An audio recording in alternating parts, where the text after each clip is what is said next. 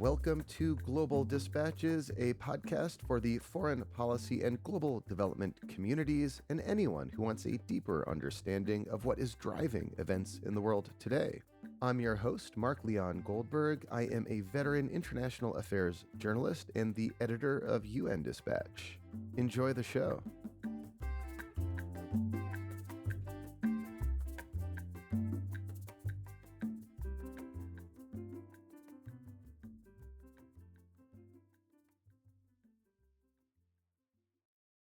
The escalating trade dispute between the United States and China has, in the view of my guest today, unofficially crossed the threshold into a full-blown trade war.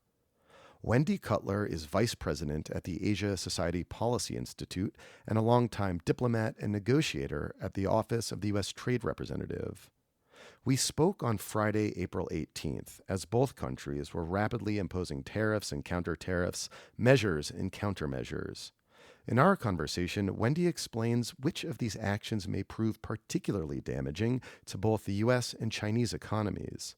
She also breaks down China's diplomatic response, including a recent trip by Xi Jinping to 3 Southeast Asian countries aimed at shoring up regional trade alliances. Finally, Wendy offers insights into how bad this trade war could get and identifies potential off-ramps that might help prevent the worst-case scenarios. I learned a lot from this conversation. I suspect you will as well. As always, if you have recommendations of people I should interview or topics I should cover, please do send me an email using the contact button at globaldispatches.org. And while you're there, you can sign up for our newsletter as well. Thank you. All right, now here is my conversation with Wendy Cutler. All right, well, thank you so much for joining me, Wendy. We should introduce ourselves. I'm Mark Leon Goldberg. I'm the host of Global Dispatches, the owner and editor-in-chief of Global Dispatches as well. I'm Wendy Cutler. I'm vice president of the Asia Society Policy Institute and a former USTR negotiator. So the perfect person to whom I should have this conversation today about this, ongoing, seemingly escalating dispute between the United States and China. And I use the term dispute deliberately because I wanted to ask you whether or not the term trade war is appropriate at this point, and what does that mean to you? So, I don't use the word trade war lightly, but I think we're at that point where we can call this a trade war between the US and China. And why do I say that? Because the tariffs each of us are applying to each other are quite high. And for me, once the tariffs go over 100%, that does seem like a trade war. Also, keep in mind that particularly with respect to China, they have not just been responding with tariffs to the US moves, they're also using an arsenal of tools that they've been building up for about 8 years now since Trump 1.0, so they would be more prepared this time around to cause surgical pain to the United States. So let's unpack that. This is a fast-moving and fast-evolving situation. We're speaking in the afternoon of Friday, April 18th. Can you just describe where things stand right now? Between just the US and China or the whole kind of tariff war?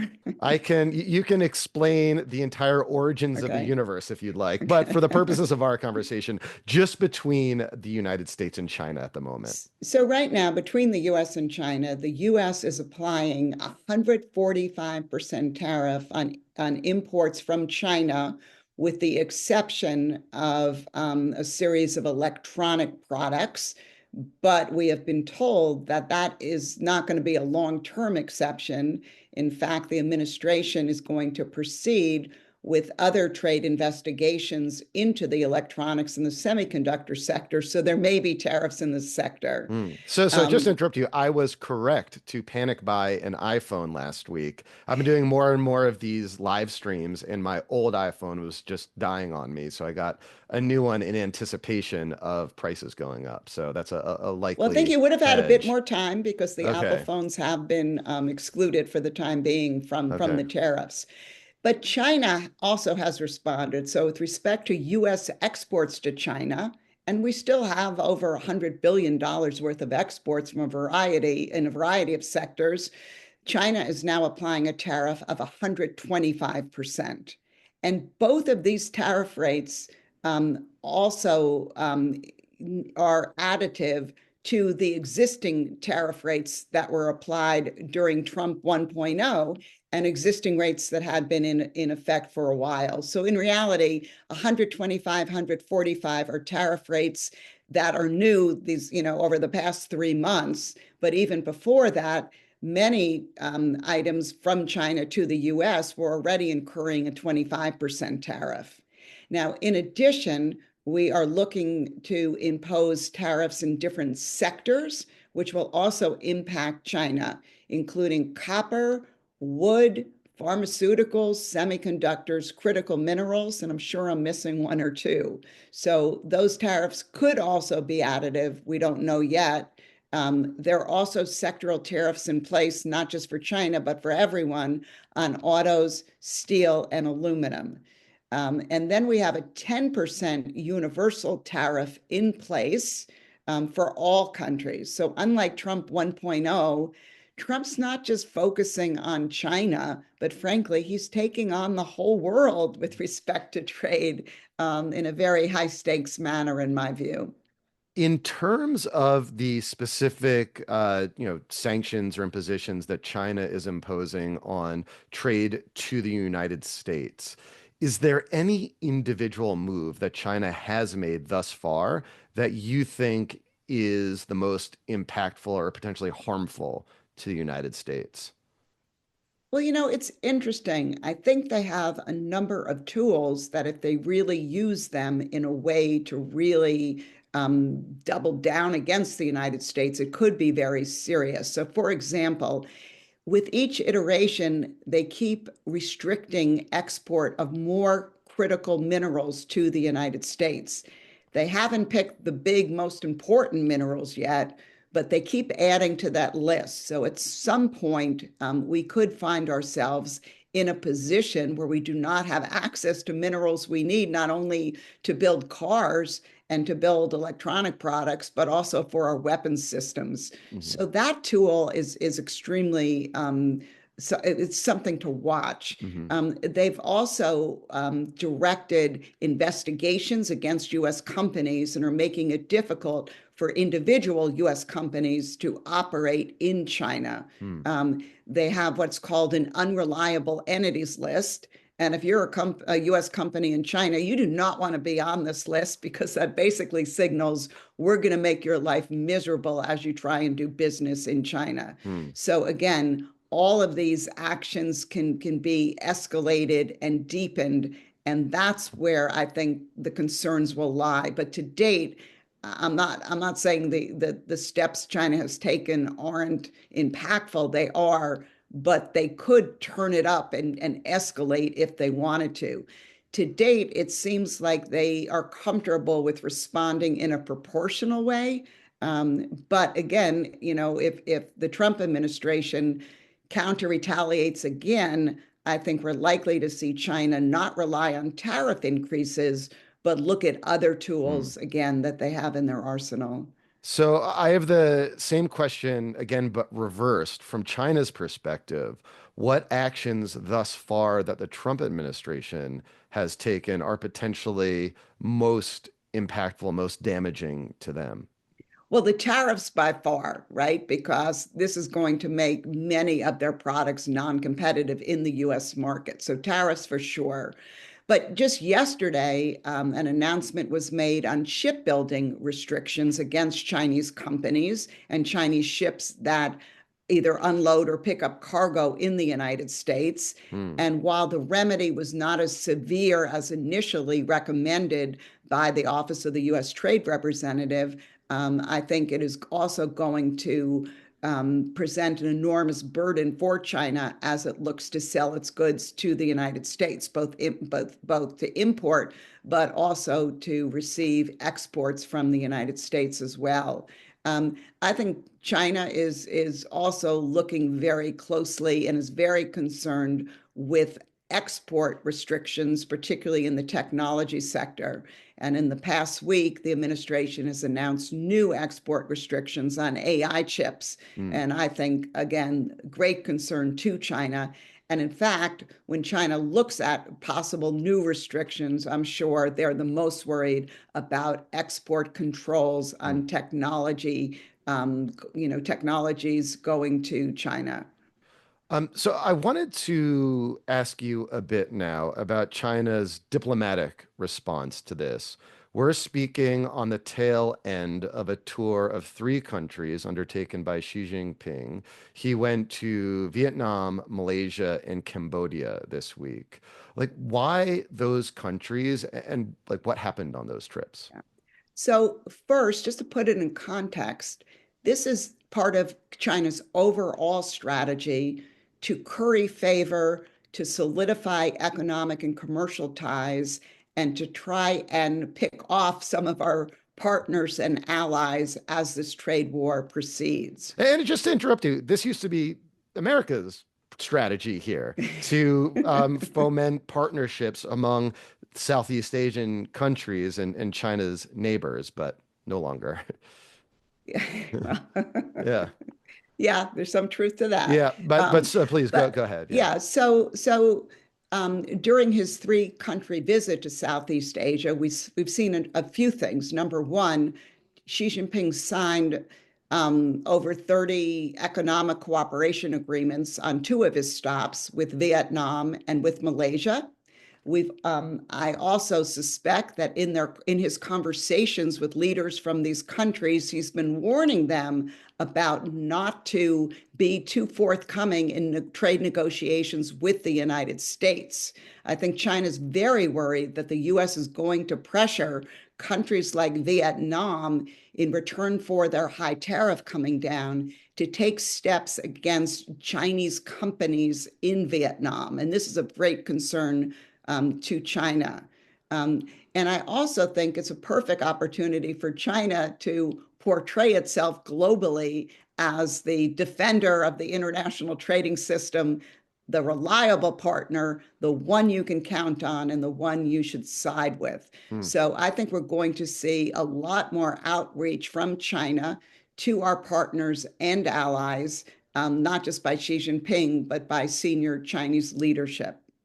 So if this outreach by China is successful, um, like, do you see as potentially one outcome of this escalating trade war, the full fragmentation of global trade? And by that, I mean trade split into two blocks, one led by China, the other led by the United States, with little trade between those two blocks. Basically, two different trade systems that don't interact much between themselves. Yeah, and I've heard people say that. I don't think that will happen because I think the global economy is just way too integrated for that to happen.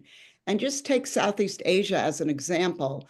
While China is their largest trading partner, the United States, for the most part, is their largest export market. Hmm. And so they want to get those tariffs down. They want to make nice with the Trump administration.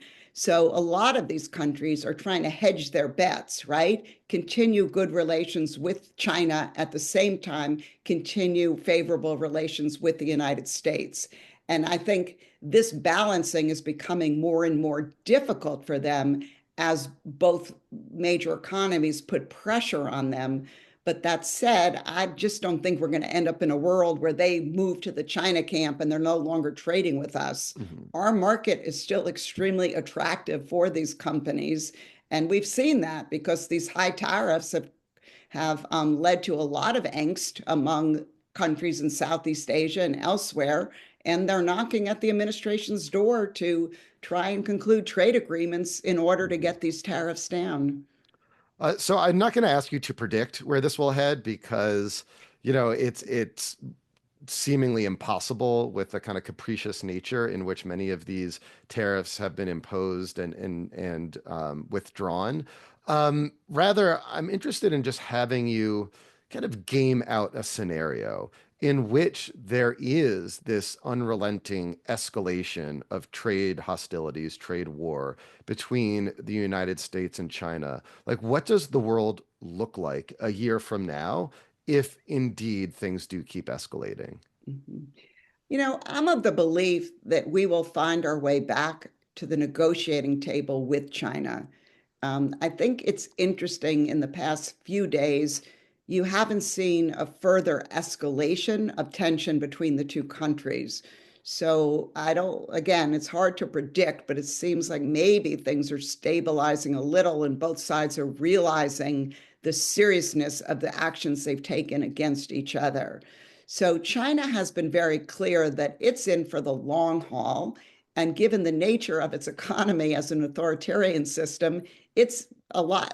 Let's just say it has many more tools to bring its population along in this Mhm, trade war than in the U.S., where we may hear consumers complain more and more about these tariffs, for example, as prices mhm. go up, and then elect different people, for example, in the midterm election to make sure that that there's a path for trade getting on a more reasonable, Yeah.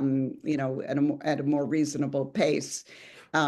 So Well, can again, I ask you yeah, though, yeah. does that suggest then that China may have the upper hand right now? Well, I don't know if it has the upper hand, but it definitely has some negotiating leverage. And again, China, one of its attributes is that it can mobilize its population. And it also can use its resources to help its domestic, folks in its economy that are hurting from the trade war. So I think it has things going for it. But again, China has a weak economy. And exports have been the bright spot in its economy, frankly, in the past couple of years. So it has a lot to lose from this trade war and a lot to lose from losing access to the US market, where just last year it exported about $450 billion worth of goods. Hmm. It has $1 trillion global trade surplus. I think that just underscores how well it's doing in the international trading system right now. So if markets start closing, and it's not just the US market here, if other markets start closing as well, I think China, is going to face some very serious challenges. Um, so if everyone has so much to lose from this, it would suggest to me that like rational actors would look for off-ramps. Um, what off-ramps exist at this point? How can, a trade war become like a trade spat at this point? Mhm. Well, look, in Trump 1.0, we saw a trade war turn into a phase one trade agreement, which President Trump at that time called the best agreement ever. So I do think that he is interested in pursuing some kind of trade negotiation, maybe even broader than trade with China. And I think that is the off ramp. What the immediate challenge is, though, and I've seen this before as a trade negotiator, is that neither side wants to pick up the phone and be the demander, Mm, right? Because then you show weakness. Sometimes it's like date. I think of it like dating, right? Like neither party wants to call the other because they look too interested or too desperate. And hmm. so what you're seeing now is kind of a reluctance. And just 2 days in the press, China publicly said, we really want a point of contact in the administration. And I think they are looking for that. I think they've Hmm. had a hard time finding someone to work with. And in my view, I think that the Treasury Secretary Bessent would be the natural channel here with his vice premier counterpart in China. That has been a channel that's been used over the years, concluding during Trump 1.0. So I think at some point, that channel may be used. Maybe they'll find a different channel, but we'll find a way back to the negotiating table with them. Hmm. But to be clear, I don't see like the prospects of some big agreement that takes care of all these problems and then we become friends again. It's very hard for me to see in this, given just given the realities of the international system now. I think what we should look for as we get to the negotiating table, we find a way to manage and to stabilize the relationship. Because the notion that we're going to be changing, trade patterns between the two countries, or the U.S. is going to be successful in getting China to get rid of its non-market practices, including, huge subsidies and an economy full of state-owned enterprises. I just don't see that happening. So lastly, this issue, obviously, for all the right reasons, is getting a lot of attention. It has the potential, and it is already shifting geopolitics and the global economy and economies in the United States and in China. But is there like an angle to this issue that you think, my fellow colleagues in the press are overlooking or not emphasizing enough, or some aspect of this that you, from your experience as a career devoted to these issues, ought to be sort of surfaced more? Mhm. So I think, folks are focusing on the day-to-day stuff a lot and not really looking at focusing on day-to-day stuff, and rightly focusing on how these tariffs are hurting either the average American or small business. Like, they're bringing those, I think they're doing a great job with those stories. And I think they show how disruptive tariffs can be, to individuals, whether they be business people or consumers. But I think we're really at a moment now where we've kind of thrown away all the rules that have governed the international trading system for many years. And I'm not saying we should, that those rules are working now, but I think that we need to keep some of them in place. And we need to do our best to live up to them and to give some semblance to the global trading system. But how the new trading system with new rules evolves is just very amorphous at this point, and maybe something we're not giving enough thought to, including about what we may be losing by discarding the current rules. Hmm. Well, Wendy, thank you so much for your time. This was really helpful. My pleasure. All right. Thank you so much to Wendy Cutler. Thank you all for listening. And please, of course, go to globaldispatches.org to join the newsletter and upgrade your experience by becoming a paid subscriber. Thank you. Bye.